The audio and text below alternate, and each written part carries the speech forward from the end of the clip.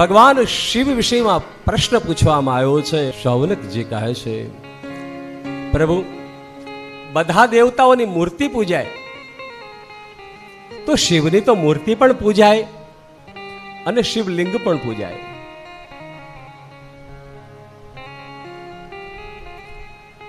તો એનું કારણ શું છે? ભગવાન બે સ્વરૂપે કેમ પૂજાય છે?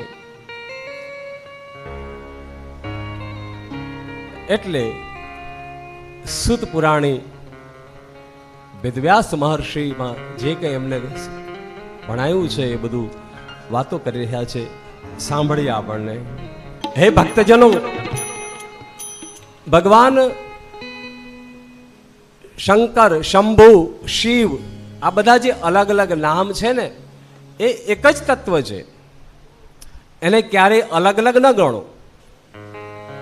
ઘણા લોકો શંકર જુદા કહે છે, શિવ જુદા કહે છે, પણ એ હકીકતમાં જુદા છે જ નહીં. નિજમ નિર્ગુણમ નિર્વિકલ્પમ નિરીહમ ચિદાકાશમાકાશ વાસમ ભજેહમ. જે નિર્ગુણ, નિરંજન, નિરાકાર જે સ્વરૂપ છે એને સંજ્ઞાત્મક ઉતારવા માટે એ ભગવાન જે નિર્ગુણ, નિરંજન, નિરાકાર છે એનું પ્રતિકાત્મક પ્રતિબિંબ જેમાં પડે છે એને શિવલિંગ કહેવામાં આવે છે. લિંગ એ કોઈ પુરુષવાચક કે સ્ત્રીવાચક નથી.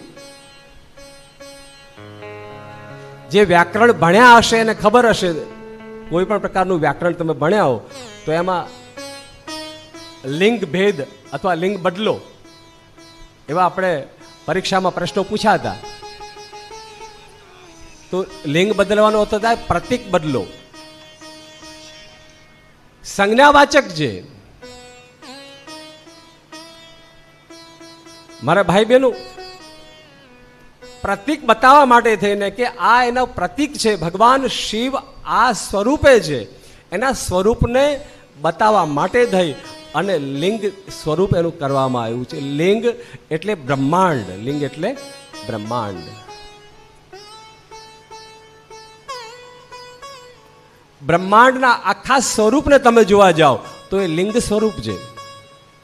અથવા તો એ બ્રહ્માંડને એક જગ્યાએ પ્રતિપાદિત કરવા માટે, ભક્તોને ભક્તિ માટે થઈને જે સ્વરૂપ બનાવવામાં આવ્યું એ લિંગ સ્વરૂપ છે. લિંગ સ્વરૂપે એની પૂજા કરવામાં આવે, જેને નિર્ગુણ, નિરંજન, નિરાકાર જેને કહેવામાં આવે. પણ એ જ ભગવાન, એ જ ઈશ્વર જ્યારે આકાર ધારણ કરે, જ્યારે આકાર ધારણ કરે ત્યારે એને શંકર કહેવામાં આવે. એ અવતાર ધારણ કરે, કોઈ સ્વરૂપ ધારણ કરે ત્યારે એને શંકર કહેવામાં આવે. કોઈ ભેદ નથી બંને વચ્ચે. એ છે પાણી છે, એ નિર્ગુણ છે, નિરાકાર છે. એનો કોઈ આકાર, પાણીનો આકાર કયો?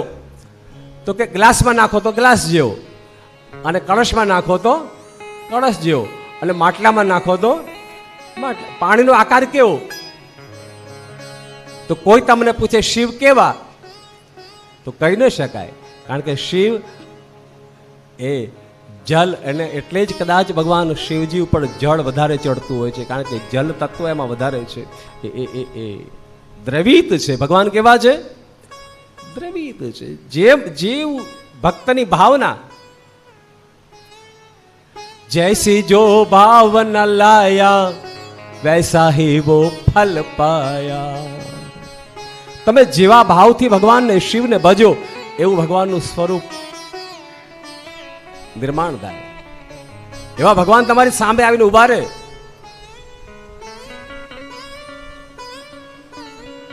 નિર્ગુણ, નિરંજન, નિરાકાર. પણ હા, એ જ પાણીને તમે ગ્લાસમાં લઈ અને ફ્રીજમાં મૂકી દો, એનો આકાર નક્કી થઈ ગયો કે નહીં? હવે ફ્રીજમાં ધીમે ધીમે કરતા એમાંથી બરફ બની જાય. શું બની જાય? થોડી વધારે વાર રાખી દો ફ્રીજની અંદર, અને 0 ટેમ્પરેચર ઉપર જતું રહે. એ પાણી 0 ટેમ્પરેચર ઉપર જતો રહે એટલે તરત જ એમાંથી સાકાર સ્વરૂપ પ્રગટ થઈ જાય. બોલો હર હર. મૂળ સવાલ જ આ છે, મારીને તમારું ટેમ્પરેચર ઓછું થતું નથી. જો હું ને તમે પણ 0 ટેમ્પરેચર ઉપર જતા રહીએ તો આપણે પણ શિવ સ્વરૂપ બની જઈએ સાહેબ. આપણી સામે પણ ભગવાન આવી જાય, પણ ટેમ્પરેચર ડાઉન જ થતા નથી ઘણા ના. તો એવી ગરમી કરે સાહેબ, એવી ગરમી.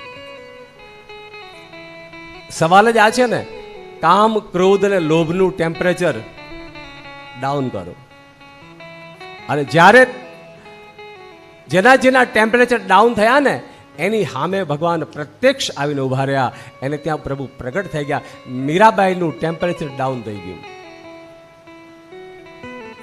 એને કોઈ ઝેર આપ્યું તો એને ઝેર પણ પીવા તૈયાર થઈ ગઈ. આ બાઈ એનું ટેમ્પરેચર રહ્યું જ નહીં ને સાહેબ. એનું પોતાના પણ કઈ રહ્યું કે હું નહીં પીવું એવું ખરું? એના મીરાને એવું રહ્યું જ નહીં. એનું કોઈ ટેમ્પરેચર, એનું કોઈ અસ્તિત્વ જ ન રહ્યું. અને જેવું ઝેર પીવા જાય ત્યાં તો મારો વાલો પ્રગટ થઈ જાય સામે આવીને. બહુ સમજવા જેવો મુદ્દો છે. મારું તમારું જો ટેમ્પરેચર ડાઉન થઈ જાય તો સગુણ સાકાર સ્વરૂપ ભગવાન તમારી સામે આવે. એ નિરાકાર છે, એ આકારમાં આવી જાય. નરસિંહ મહેતાને કેટલું સહન કરવું પડ્યું, અને એ બધું સહન કરવા છતાં એનું ટેમ્પરેચર ક્યારેય વધ્યું જ નહીં સાહેબ. 0 ને 0.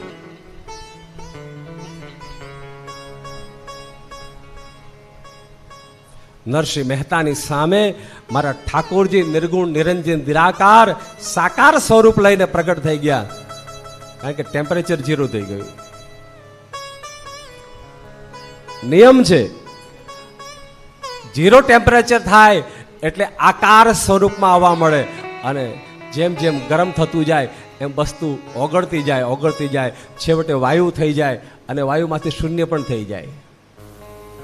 કોઈ પણ વસ્તુ તમે ગરમ કરો ને એટલે ઓગળતી જાય. લોખંડને પણ તમે ગરમ કરો તો શું થાય? ઓગળતી જાય.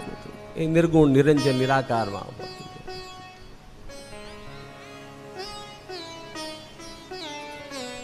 નિર્ગુણ નિરંજનને આ રીતે સમજીએ કે પાણીને તમે ઠંડુ કરી દો, એકદમ ઠંડુ કરી દો, અને એમાંથી બરફ આકાર જે બને છે એ ભગવાનની મૂર્તિમંત સ્વરૂપ છે.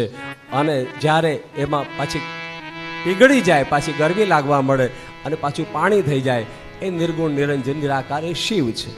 એક શંકર, એક શિવ. પણ હકીકતમાં તો પાણી રે પાણી. એવું ન કહેવાય કે બરફમાં પાણી નથી અને પાણીમાં બરફ નથી. બંને એક જ સ્વરૂપ છે. એવી રીતે શિવ અને શંકર બંને એક જ સ્વરૂપ રહેલા છે. ઓહો મહારાજ,